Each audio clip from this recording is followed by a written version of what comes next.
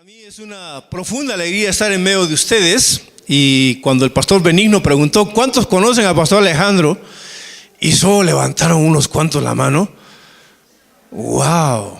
Me alegra muchísimo porque, entre otras cosas, la iglesia está avanzando, está creciendo. ¿Amén o no? Claro, porque si hubiesen levantado todos, me hubiese entristecido. Porque hace como 3 años que he venido y la iglesia no ha cambiado, pero como poquitos son, la iglesia sigue avanzando. Amén. Y yo estoy muy contento con el pastor Mansueto, porque con él conversamos hace más o menos como 3 meses, quizá, pastor Mansueto, ¿no? Para poder estar con ustedes, porque ya lo estaba extrañando. Ya dije, pastor, por favor, permítame ir un rato a la iglesia. ¿Ah? Amén. Y desarrollamos un taller muy bonito el día viernes y sábado sobre el uso de la Biblia devocional de estudio para el crecimiento de la vida cristiana, ¿no? Los que han estado en el taller, imaginen que en el taller estaba el hermano Leonel Polar. Y el hermano Leonel salió contentísimo. Ya se imaginan, ¿ah? Contentar a alguien como hermano Leonel, bien bravo. ¿Perfecto? ¿Ah? Y salió contentísimo con el taller. Y eso me alegró muchísimo porque él conoce, sabe. Y él dijo, bueno, esta Biblia es una buena herramienta. Así que, queridos hermanos, si todavía no lo han conseguido, tienen oportunidad para conseguir la Biblia. Claro, como este es de la Liga Bíblica, yo soy de la Liga Bíblica, tengo que promocionar el producto, pues, ¿no? O sea, eso es parte del trabajo. Bueno, me han pedido que pueda compartir con ustedes el pasaje de Mateo capítulo 2, versículos 1 al 18, ¿no? Y realmente es un pasaje muy precioso. Nosotros estamos ingresando ya al mes del Adviento, ¿no? Ustedes habrán escuchado primer domingo de Adviento, segundo domingo de Adviento, tercer domingo de Adviento y cuarto domingo de Adviento. Y después el nacimiento de nuestro Señor Jesucristo, ¿no? Ahí un poquito en nuestra cultura celebramos la Navidad. Ahora, ya en la noche tienen ahí un tema, el pastor Benigno lo ha mencionado. ¿Es posible celebrar o no la Navidad? Ahora, el asunto es ¿cómo lo vamos a celebrar? ¿Vamos a celebrarlo como la gente lo celebra o vamos a celebrarlo de manera diferente? A eso está la idea, ¿no? Pero qué lindo que nuestro Señor, que nuestro Dios, que nuestro Padre, nuestro Creador se haya hecho hombre y haya habitado entre nosotros. Se hizo hombre como nosotros, ¿no? Así que entonces, en este mes, que ya es el mes de diciembre, el último del año, estamos entrando ya a una vorágine del consumo. O sea, el mes de diciembre es mes de los negocios, ¿ah? Es un mes donde se va a vender un montón, ¿ah? Pero esperamos nosotros que como creyentes podamos celebrar de una manera diferente la Navidad. Y por ejemplo, aprovechar, ¿no? Abre la familia, invita a tus vecinos, ¿no? Por motivo de la Navidad, pero en ese tiempo comparte la palabra. Comparte el motivo, porque lógico, vecino, ¿podemos celebrar juntos la Navidad? Y venga a mi casa, celebramos juntos. ¿Qué le va a decir el vecino? Claro, ya, amén. Y ahí aprovecha ¿para qué? Para compartir la verdadera Navidad. Amén, ¿o no, hermanos? Y que sea una ocasión para que muchos puedan conocer a Jesús y tengan una verdadera Navidad. A Jesús naciendo en su corazón, un nuevo nacimiento para el ser humano. Amén.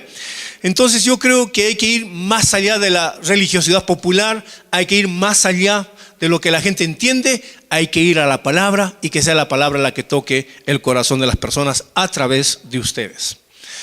Muy bien, vamos a leer el pasaje de Mateo capítulo 2, versículos 1 al 18. Yo voy a leer una versión que es la PDT, ustedes tienen ahí la Reina Valera.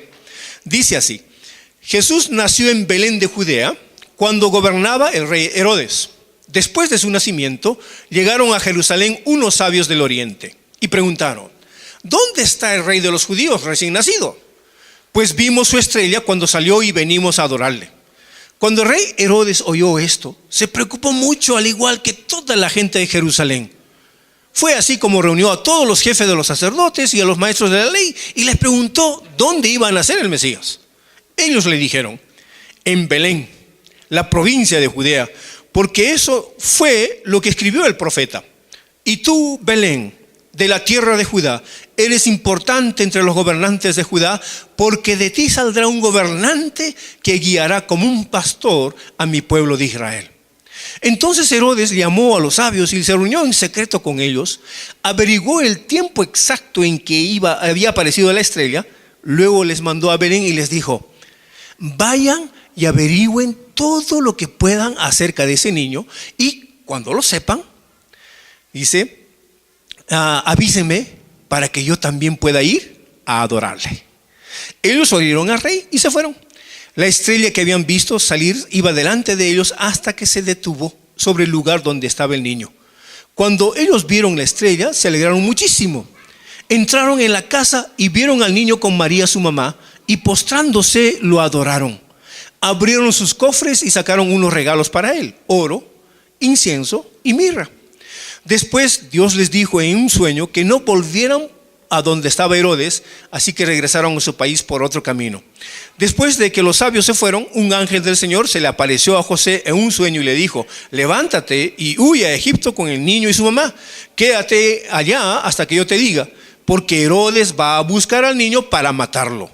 Entonces José se levantó y se fue durante la noche con el niño y la mamá a Egipto. Se quedó allá hasta que Herodes murió. Esto sucedió para que así se cumpliera lo que había dicho el Señor por medio del profeta: de Egipto llamé a mi hijo.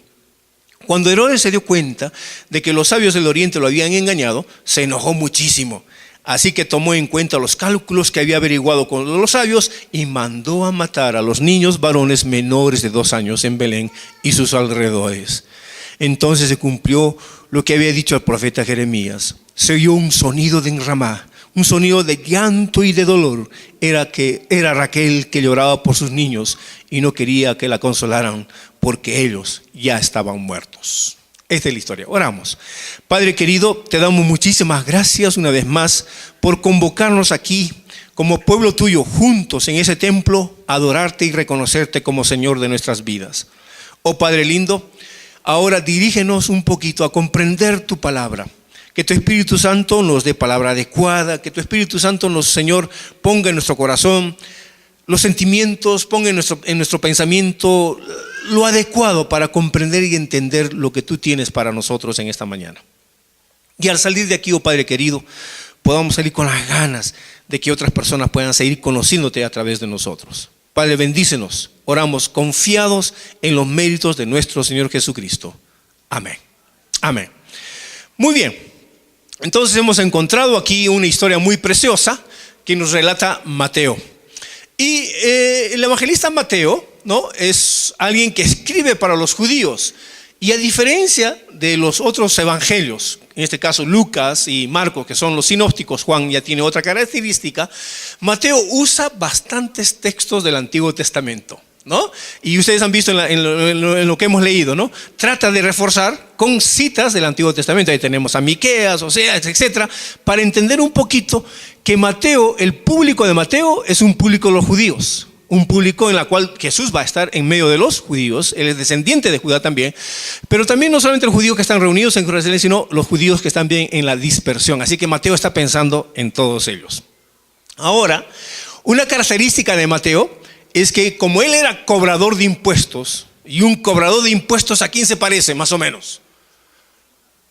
A la SUNAT podría ser, y la SUNAT, ¿no es cierto?, a los contadores. Un contador sería, el oficio de un contador es casi como un cobrador de impuestos, hay que estar al tanto de los impuestos que hay que dar.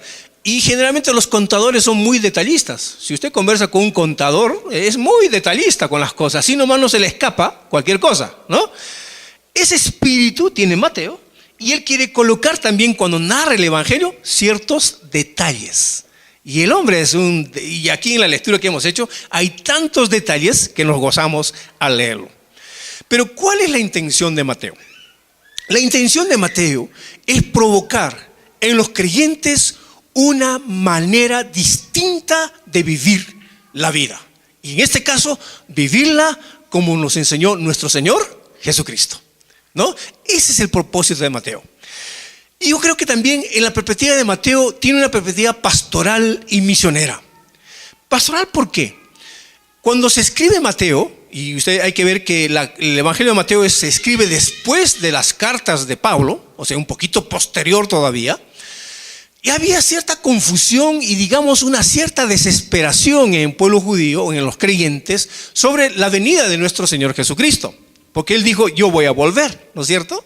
Y habían pasado varios años y el Señor no volvía. Entonces para Mateo esa era una preocupación, y es una preocupación pastoral. Y por eso que él escribe Mateo 28, que le dice, he aquí, yo estoy con vosotros. De alguna manera está respondiendo a la presencia del Señor, que el pueblo está esperando, pero ya el Señor está con nosotros. Y lo que vamos a esperar en el futuro es la revelación completa del poder de nuestro Señor Jesucristo. Ahora, entonces quiere decir que para entender a Mateo hay que leer desde teniendo en mente el capítulo 28. Mateo lo escribe para que tú también asumas la responsabilidad de comunicar el evangelio a todas las naciones, ¿no? La famosa gran comisión que el Señor nos encargó a través de Mateo a nosotros. Pero lo otro que también hay que recordar, que Mateo no está escribiendo los escritos de manera a medida que va sucediendo qué está pasando con el Señor Jesús. No, ahí no está escribiendo así. Los hechos han sucedido, ¿correcto? Y entonces sucede que en ese tiempo también hay personas que están escribiendo cosas que no son correctas acerca de nuestro Señor. Por ejemplo, ustedes ahí pueden encontrar el Evangelio de Tomás. Y él está exagerado, era Tomás en el Evangelio de Tomás, porque Jesús cuando era niño dice, hasta las piedras, no sé, se convertía en palomas, o cuando había niños que se estaban molestando, los castigaba a los niños. Eso no fue así Jesús, ¿no? Y entonces Mateo empieza a escribir la historia como él realmente ocurrió con nuestro Señor Jesucristo. Un poquito para orientar, para dejarnos a nosotros un legado permanente y podamos confiar que lo que escribió Mateo como testigo presencial de nuestro Señor Jesucristo comparte su testimonio con nosotros. Pero, ¿qué hace que la gente, digamos, en ese tiempo tenga tanta pasión por comunicar el mensaje de nuestro Señor Jesucristo? ¿Qué motivó a los apóstoles a entregarse plenamente, a predicar el evangelio, a dar su vida por nuestro Señor? ¿Qué los motivó? Y lo que los motivó sencillamente fue que Jesús resucitó. Claro, ahí está la gran diferencia. La historia se escribe, pero lo lindo de la historia es que cuando Jesús muere no queda en la tumba, sino Jesús resucitó y vivió entre nosotros. 3 meses viviendo entre los discípulos, el Jesús resucitado. Y si Jesús venció la muerte, ¿qué no puede vencer? Amén. Entonces ahí está la esperanza, ahí está la vida, y ahí empieza el motor tremendo para compartir el evangelio con otras personas. Porque el evangelio no solamente son, digamos, buenas teorías para vivir bien. No solamente, claro, hay linda propuesta, pero el evangelio sobre todo es poder de Dios, y el poder de Dios se manifiesta en la resurrección. Amén. Y un día tú y yo vamos a resucitar. Y tú y yo nos vamos a ver cara a cara, ¿o no? ¿Creen eso o no creen eso? Porque algunos creen que van a resucitar y van a ser solamente puro espíritu, parece fantasmas. No, pues tampoco, ¿no? Fantasmas no. ¿Ah? Pero tampoco vamos a ser puro cuerpo sin espíritu, como el thriller de Michael Jackson, ¿no? Hay momios avanzando, tampoco. Vamos a resucitar en carne y hueso y en el espíritu del Señor. Y entonces nos reconoceremos. Amén, hermano. Por eso que los cristianos no morimos, porque tenemos vida y vida eterna. Y los cristianos descansamos gracias a que Jesús resucitó. Amén, hermano. Y a partir de ahí, por favor, ¿cómo no entregarnos a nuestro Señor? ¿Cómo no querer que otras personas conozcan a nuestro Padre? ¿Cómo no anhelar que esta vida que nos da plenamente el Señor sea compartida también con otras personas? Amén. Así que entonces ese movimiento tiene que ser el mismo movimiento que va a acompañarnos a nosotros.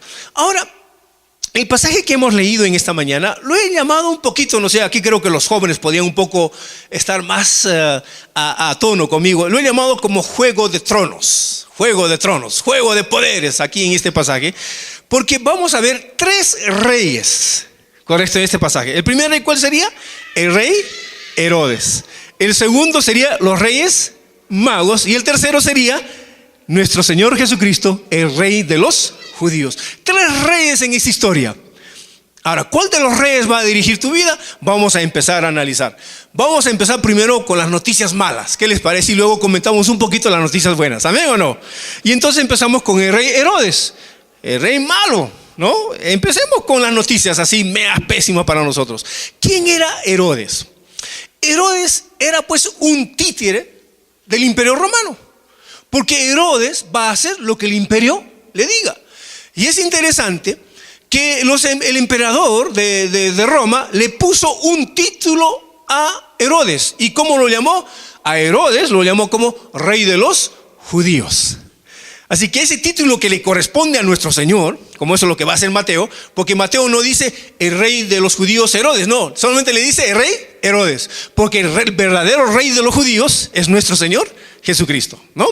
Entonces, este rey Herodes, ¿era una persona buena o mala? Malísima.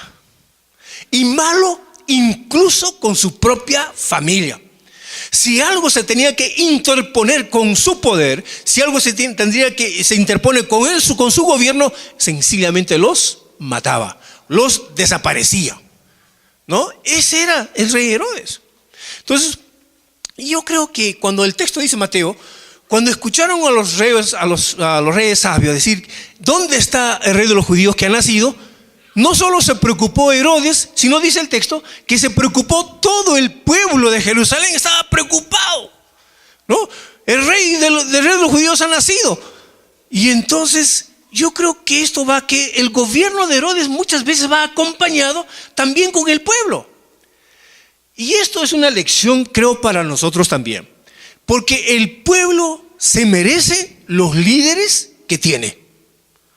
Y entonces cuando pensamos en nuestro país, cuando pensamos en nuestros presidentes, en nuestras autoridades, ¿cuál es la crítica mayor que hacemos a ellos? La crítica mayor que hacemos es su corrupción. Realmente estamos cansados de tanta corrupción, da vergüenza. ¿Sí o no, queridos hermanos? Pero la pregunta es, ¿y el pueblo? ¿El pueblo es corrupto o no es corrupto? Ese es el problema, pues, hermano. Claro, no vamos a pensar en que los gobernantes nomás, sino que hay un pueblo que también es corrupto, que no manejamos bien las cosas, que estamos acostumbrados a hacer las cosas bajo este manejo de la corrupción, ¿no es cierto? Por el dinero pues baila el mono, y sabemos eso. O sea, con el dinero se hace todo, se compra todo. Ese proceso de corrupción a veces está en nosotros. Y claro, cuando viene la noticia de los reyes magos con Herodes, ya no solamente Herodes está preocupado, sino que está preocupado todo el pueblo, porque lógico, a través del poder se han organizado ciertas cosas y que esto ya incomoda a la gente. Bueno, por su amor al poder, que eso creo fue el problema de Herodes, su pasión por el poder acaba con la razón y acaba con la conciencia. ¿Qué hace Herodes? Dice que al final lo que hace Herodes es matar a quienes. ¿A los niños de qué? ¿De cuántos años? Hermano, ¿qué culpa tienen esos niños? Lo que Mateo está diciendo, este rey malo y perverso, es que mata a seres inocentes. Esa es la crítica que hace Mateo sobre Herodes. Un rey tremendamente malvado. Pero lo interesante de esto y en el relato, y eso es lo que más me llama la atención, ¿qué le dice Herodes a los reyes sabios?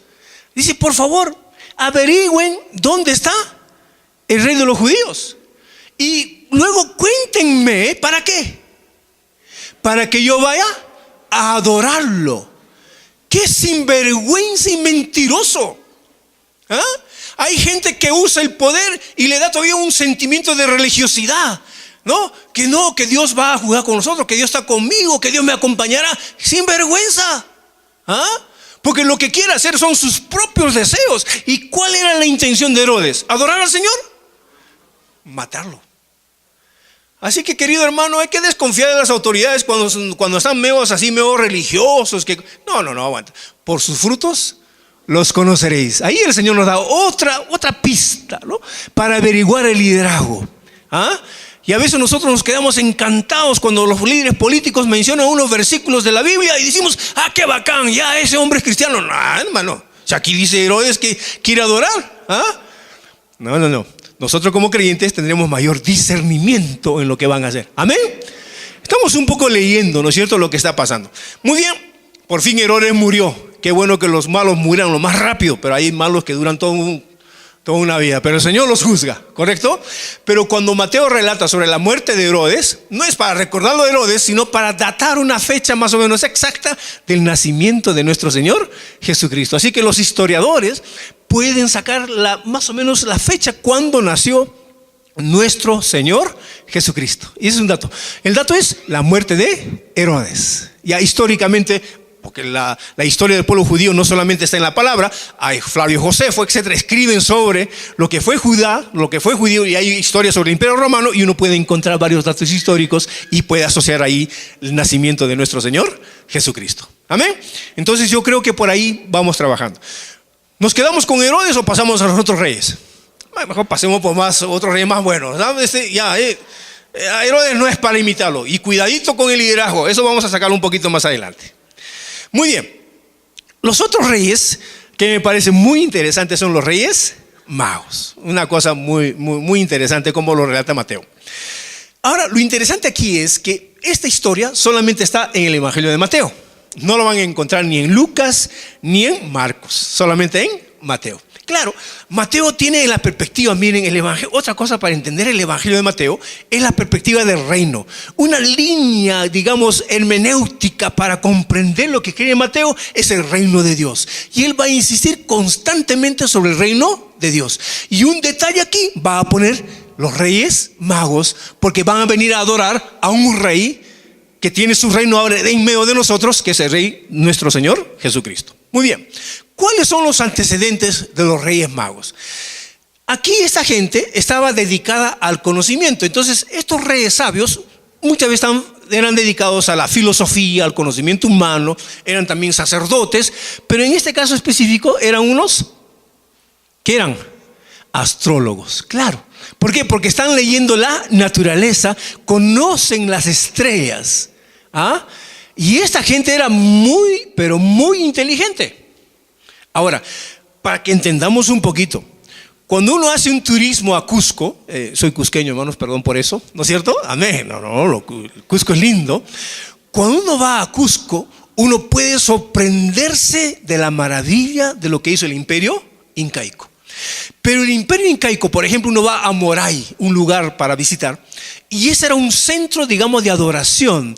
Pero generalmente los centros de adoración del imperio incaico eran centros donde podían estudiar el comportamiento de la naturaleza. De modo cuando la gente iba a adorar el sol, en realidad iba a recibir las noticias de los sacerdotes de qué iba a ocurrir durante ese año. La gente conocía muy bien el comportamiento de la naturaleza y podían predecir si iba a haber sequía, si la cosecha iba a estar bien, o qué productos sembrar mejor aquí y en qué tiempo sembrar, en qué plano de la geografía hay que sembrar estas cosas, etc. O sea que la gente era religiosa, pero no solo religiosa, sino era científica. Y el conocimiento estaba muy asociado con eso. Así que ya podemos imaginar la importancia de estos reyes. Sí, eran sabios. Y algunos reyes magos hacían magia. Bueno, no tanto así tampoco, ¿no es cierto? Sino que estaban asociados con el conocimiento que servía para gobernar un pueblo. Y ellos ayudaban con eso. Amén. Quizás los reyes magos de ese tiempo podrían ser los científicos que tenemos en nuestro país. Ojalá, hay que tener algunos, ¿no es cierto? Que nos ayudan a ver cómo podemos vivir de mejor manera. Muy bien. Esta gente estudiaba. Y entonces estudiaba, digamos, las estrellas, y se dieron cuenta que había una estrella inusual, una estrella brillante, y decían, pero esta estrella es inusual, ¿qué está ocurriendo? Y empezaron a investigar. Esta gente empezó a ver por qué había ocurrido eso. Y me imagino que dentro de ese proceso de investigación empezaron a averiguar y seguramente escucharon algunas profecías del pueblo de Israel que decía que iban a ser un Mesías, un rey que iba a gobernar de manera muy especial a ese pueblo. Y entonces, ¿qué hicieron ellos? Fueron a Jerusalén. Cuando llegan a Jerusalén, ¿qué pidió a Herodes? Le dijo a Herodes, dime dónde nació el rey de los judíos. ¿En qué lugar? Y Herodes se quedó perturbado. Oye, ¿cómo sabes que aquí nació un rey? Porque vimos su estrella. ¡Wow! Y entonces Herodes, que no sabe nada de Biblia, ojalá que ustedes no sean como Herodes, hay que aprender la Biblia, ¿no es cierto? ¿Qué llama Herodes? Llama a la gente para decirles: vengan ustedes, infórmenme, ¿no? ¿Dónde iba a nacer el Mesías? Y los sacerdotes y los escribas y los fariseos le preguntaron: en Belén. ¿Y por qué? Y ahí hacen referencias a una profecía de Miqueas, ¿no es cierto? En Belén iba a nacer el rey de los judíos. Entonces Herodes se junta con ellos y dice: ¿sabe qué? Es en Belén. Ya tienen la información los reyes sabios, y se dirigen hacia Belén, ¿correcto? Una vez que llega a Belén, ¿qué pasó con la estrella? Se para, ¿correcto?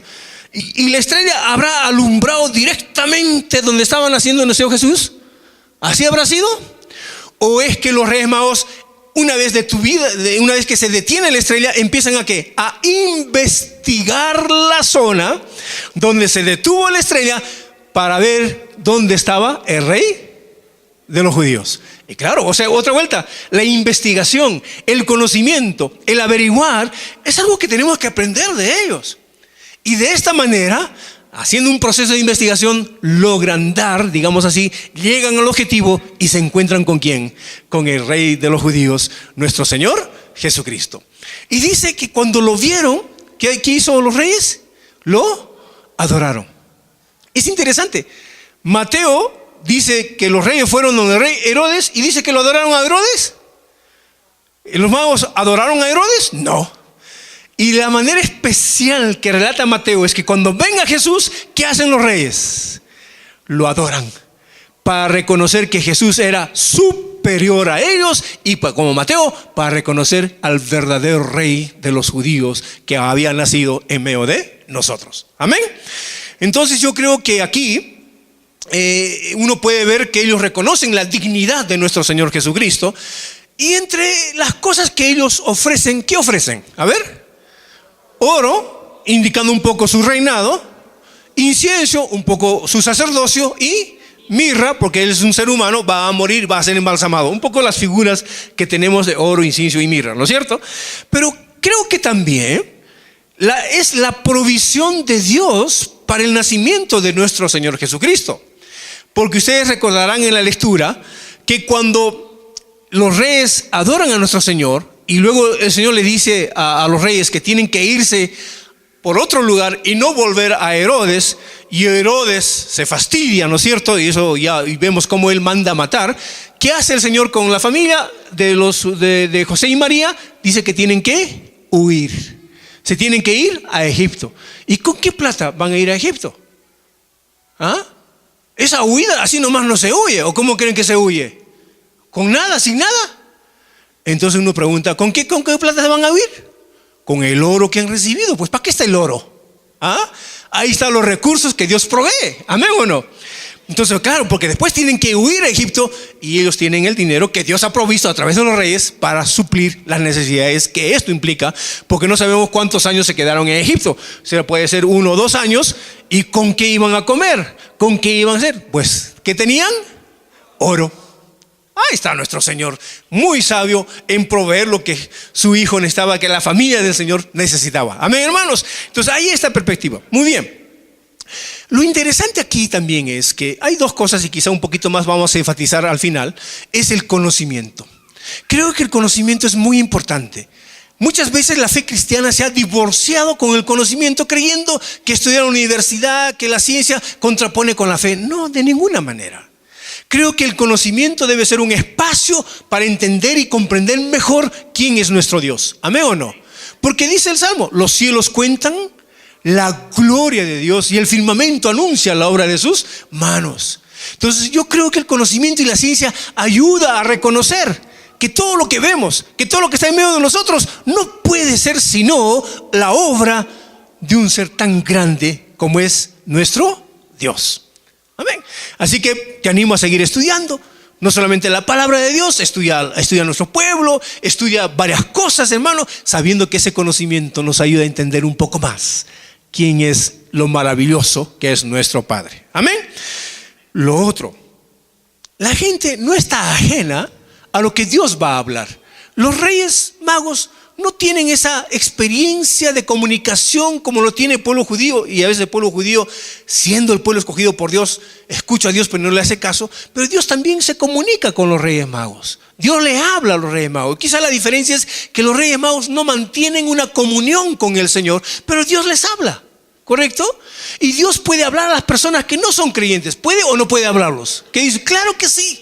Porque Dios es bueno y Dios puede orientar la vida de las personas. La diferencia entre esas personas que Dios les habla y a ti también te habla, la diferencia es que nosotros podemos mantener una comunión con Él. Con Él podemos dialogar, con Él podemos conversar, podemos crecer mucho más y más en el conocimiento. Amén, hermanos. Dios es bueno. Amén. Y si hay conocimiento que les da, entonces es un conocimiento que tenemos que aprovechar. ¿Por qué? La Biblia dice, todo lo bueno proviene ¿de quién? Proviene de Dios. ¿Y hay cosas buenas fuera del templo? ¿Hay cosas buenas o no en la ciudad? Amén. ¿De quién proviene? De Dios. ¿Pero todo es bueno? No, hay cosas malas. Y nuestro discernimiento de cómo Dios bendice a su pueblo es eso, saber y distinguir lo bueno. Y eso bueno proviene del Señor. Amén. No sé si Juez Carguancho es parte de la obra del Señor. Amén o no.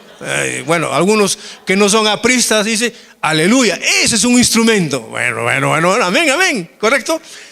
Pero ¿quién no quiere justicia? ¿Quién no quiere justicia? Y no interesa que sea creyente o no creyente, pero que haga justicia, hermanos. Amén o no.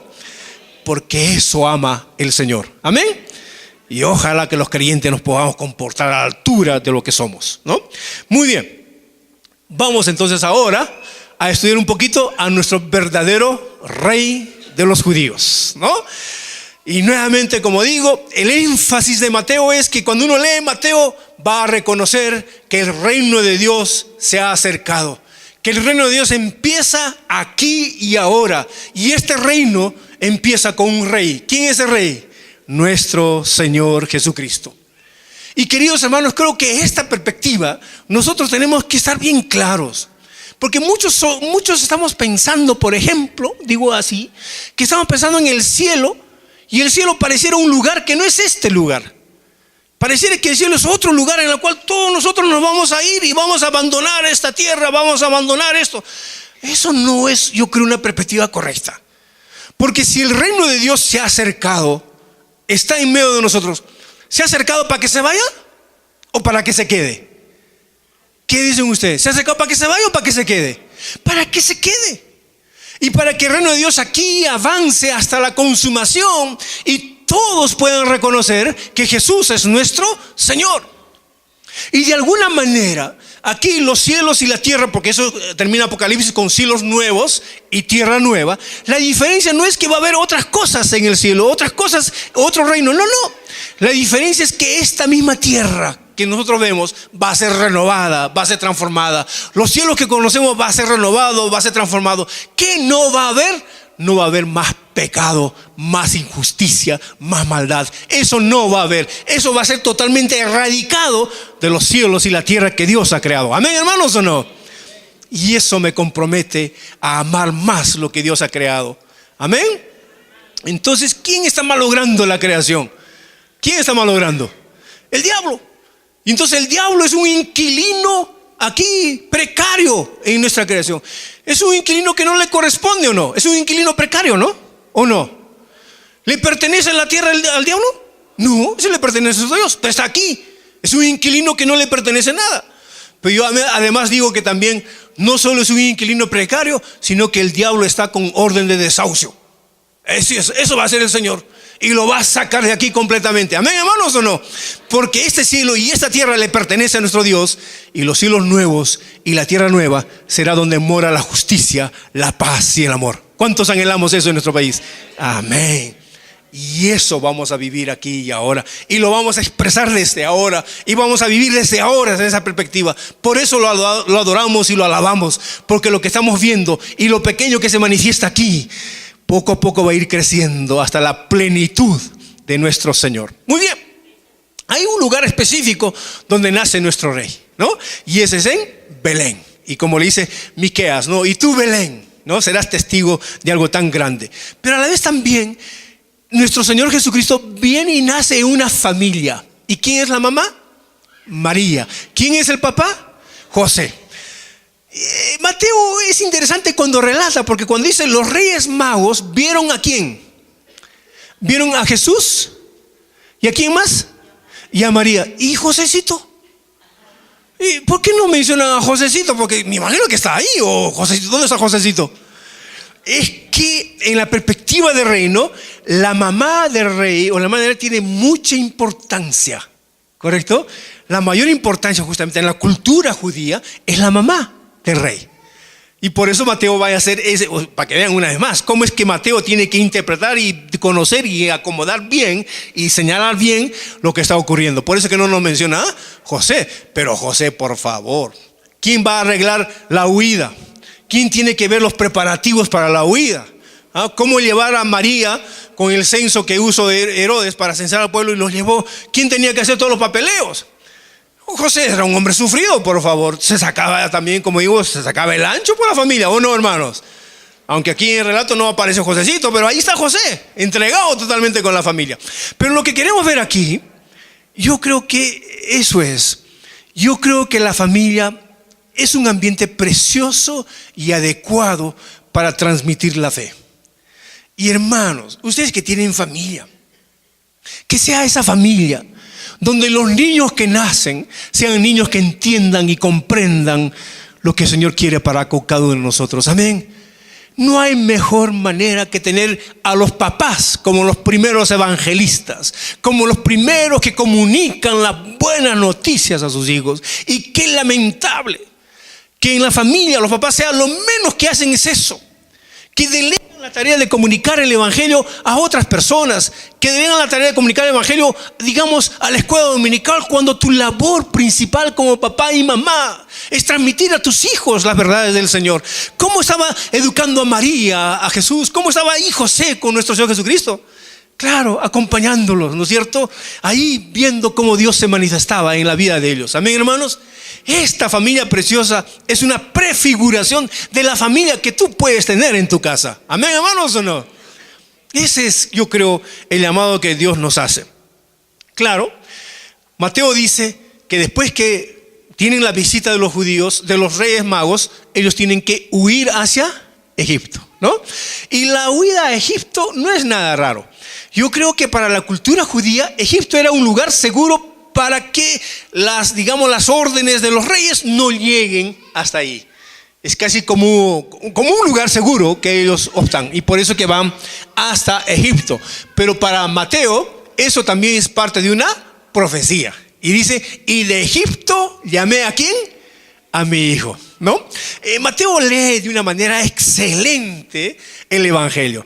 Y él va a conectar muchísimo con el Antiguo Testamento, ¿no? Y por eso que Mateo, que es un libro posterior a Marcos, posterior a Juan, es el primer libro del Nuevo Testamento, porque eso vincula el Antiguo con el Nuevo Testamento. Uno puede encontrar una relación tremenda en la narración que hace Mateo. Muy bien. ¿Qué lecciones podemos tener ahora? Primero, hemos enfatizado que el reino de Dios se encarnó, ¿no? Está en medio de nosotros. ¿A través de quién? De nuestro Señor Jesucristo. Él es rey y como tal tiene un reino, y nosotros somos parte de su reino. ¿Ese reino se queda ahí o va a seguir avanzando? Va a seguir avanzando, y queremos que muchos otros más sean parte del reino de Dios. Y eso es lo que creo que vamos a tener una charla entre la iglesia visible y la iglesia invisible. Ahí está, el reino que es la iglesia invisible, el reino de Dios, va a seguir avanzando hasta su consumación de los tiempos. Primero, lo otro, yo creo que es la encarnación. Jesús o Dios se hizo hombre. Y se hizo hombre para entendernos a nosotros como seres humanos. Se hizo hombre para traer la buena noticia que tú y yo necesitamos. Se hizo hombre para comprendernos. Se hizo hombre para entender nuestras limitaciones, nuestra temporalidad, nuestras dificultades. Dios se hizo hombre y te conoce cómo estás y qué estás viviendo. ¿Amén o no, hermanos? Aquí a veces tengo en la mente el poema de César Vallejo, ¿no? Si tú fueras hombre y hoy supieras ser Dios, sería otra cosa diferente. Es que Vallejo no sabía que Dios se hizo hombre y vivió entre nosotros y sufrió como nosotros. Él es la persona que nos puede entender claramente, nos puede entender de una manera verdadera la situación nuestra. Entonces, ¿cuál es la misión de la iglesia? La misión de la iglesia es la misión de Jesús. Esa misión que nos enseñó a encarnarnos, la iglesia también tiene que encarnarse en medio de este pueblo. La iglesia tiene que caminar con nuestro pueblo, tiene que encarnarse con la gente, y a partir de esa encarnación, a partir de esa comprensión, tenemos que llevar las buenas noticias que necesita nuestro pueblo, que necesita nuestra ciudad. Amén, hermanos. Una iglesia que camina con su pueblo, pero no camina con el mensaje de ellos, no camina con lo que ellos hacen, camina con el mensaje del Señor y camina con la propuesta que Dios ha hecho para con nosotros, en amor, en paz, en gozo y en justicia. Es eso lo que quiere Dios hacer con nosotros, caminando en medio de nuestro pueblo. Y lo otro que me parece muy lindo es que Dios provee. Primero hay que estar claros con la visión. Entiende el propósito que Dios tiene para con tu vida, que todo lo demás Él va a proveer. Como dice el famoso dicho, ¿no es cierto? A la visión le sigue la provisión. Así que Dios va a acompañar el trabajo de la iglesia. Dios va a sostener el trabajo de la iglesia. Porque Él dice, mío es el oro y la plata. Lo que le falta a una iglesia es que sea consecuente con la misión. Lo que le falta es una iglesia con una visión concreta, lo que Dios quiere hacer con cada uno de ustedes, aquí y ahora, para que Él sea glorificado entre nosotros y aún también entre el pueblo. Consideraciones un poquito más prácticas. Lo primero, la función del liderazgo. ¿Qué líder quisiéramos tener? ¿El líder como Herodes? ¿Ah? ¿Así quisiéramos un líder así? No, pues no, así no. ¿Y cómo empieza ese liderazgo de Herodes? Empieza con egoísmo. Y a veces el liderazgo puede ser una oportunidad para nosotros y no para el Señor. Ese tipo de liderazgo no ayuda. Quizás el liderazgo un poquito mejor sería el liderazgo de los reyes magos. ¿Creen que si el rey mago solito iba hasta Jerusalén hubiese llegado? ¿Qué importancia es trabajar en equipo? Cuando uno trabaja en equipo puede ir mucho más lejos, amén, que trabajar solo, amén o no, hermanos. Y aquí vemos a los reyes magos, los tres acompañando ese liderazgo, siguiendo y avanzando, porque dice que cuando uno cae, ¿qué hace el otro? ¿Lo entierra? No, hermano, lo levanta, amén o no. Y así vamos avanzando. Ese es el liderazgo que Dios bendice y puede avanzar mucho lejos, puede avanzar mucho más lejos y puede alcanzar los objetivos que se propone. Pero al final, el liderazgo que Dios nos propone es el liderazgo de nuestro Señor Jesucristo. La encarnación, un liderazgo de servicio. Estamos aquí para servir a los hermanos. Estamos aquí para ayudar a los hermanos. Estamos aquí para dar nuestra vida por su iglesia. ¿Amén, hermanos, o no? Ese es el liderazgo de nuestro Señor Jesucristo. Qué lindo entender entonces este pasaje en esa perspectiva. Lo otro que me parece muy importante es la bendición de la naturaleza. Y creo que con los reyes magos, otra vuelta, ellos estudiaron, ellos son astrólogos y ven cosas bien particulares e importantes. Cuán importante ahora también es para nosotros conocer bien la naturaleza y hacer una diferencia sustancial con todo este movimiento ecológico que se ha levantado en estos tiempos, ¿no? Ahora todo es ecología. Un poco más le prenden velita a la naturaleza, ¿no es cierto? No, lo que vamos a entender es que la naturaleza es muy importante, la vamos a conocer, pero estos son espacios para adorar ¿a quién? A nuestro Dios. ¿Amén? Vamos a conocer su obra. Al creador se le conoce por sus obras, al artesano se le conoce por sus obras, y al estudiar los cielos y la tierra no hay otra intención sino de reconocer que el Dios que creemos es poderoso. Amén, hermanos. Y a través del conocimiento de su creación nosotros adoramos. Por lo tanto, entonces creo que la iglesia también tiene que preocuparse por el medio ambiente en el cual estamos, por todo este movimiento ecologista. Sí, claro, es labor de nosotros, pero la única diferencia y sustancial es que nosotros no nos entregamos a la tierra como tal por tal, sino que estos son espacios, herramientas e instrumentos para la adoración de nuestro Padre. Amén. Y la otra, que viene a ser un poquito la pregunta de los reyes magos a Herodes. Dime, ¿dónde va o dónde ha nacido el rey de los judíos? Y yo creo que es la misma pregunta que la gente nos plantea a nosotros. La gente va a plantearnos varias preguntas acerca de Jesús. La gente tiene preguntas y quisieran conocer acerca de Jesús y se van a acercar a ti. Y cuando te pregunten, ¿qué respuesta vas a dar? ¿Qué vas a decir? Y aquí viene la importancia de una iglesia que tiene que conocer a nuestro Señor. que tiene que estudiar un poco más la palabra de Dios, que tiene que conocer la revelación de nuestro Padre. ¿Para qué? Para dar razón a aquellas personas que pidan más razones sobre nuestro Señor Jesucristo. Amén. Que Dios te dé la gracia de encaminar a las personas que no conocen a Jesús. Tú puedas, a través del conocimiento que tú tienes del Señor, ellos puedan conocer. Que cuando ellos pregunten a las personas, cuando ellos pregunten a ustedes, puedan tener las respuestas adecuadas de nuestro Señor Jesucristo. Amén, hermanos. Entonces, hay que conocer a nuestro Señor. Hay que seguir creciendo en el conocimiento de nuestro Padre. Pero no solamente hay que conocerlo, sino también hay que hacerlo conocido a otras personas. Conocer y hacerlo conocido a nuestro Señor Jesucristo. ¿Les parece bien? Que en estos tiempos de fiestas, en estas navidades en las cuales la gente va a estar concentrada, que Dios nos dé la oportunidad de que ellos puedan conocer al verdadero Rey de los judíos. Y nadie puede dar lo que no tiene. Si Jesús no está en tu vida, si Jesús no está en ti, ¿cómo puedes llevar a otros hacia el Señor Jesucristo? Que Dios esté en tu vida. Amén, hermanos. Que Dios ingrese en tu corazón y que tu conocimiento sea mucho más. Nos ponemos de pie. Vamos a orar. Padre querido, te damos muchas gracias, porque tú, oh Señor, te has encarnado y has venido aquí para estar con nosotros, para comprendernos, para entender nuestra situación, pero sobre todo, Padre querido, para darnos la verdadera libertad y ser como tú realmente nos has creado al inicio. Oh Padre lindo, que estos tiempos en los cuales estamos viviendo, oh Señor, aprovechemos que sean circunstancias para compartir tu evangelio a tantas otras personas que tú los has creado, Señor, pero que están perdidos. Padre, aprovecha esta situación para que tu iglesia se movilice. Pero oramos también, Señor, por nuestro liderazgo, que sea una de bendición para tu pueblo y de bendición para la ciudad. Oramos, oh Padre, para que también nosotros podamos conocerte mucho más a través de tu palabra. Bendícenos de esta manera, oh Padre querido. Oramos así, confiados en los méritos de nuestro Señor Jesucristo. Amén. Amén. Tomen asiento, hermanos.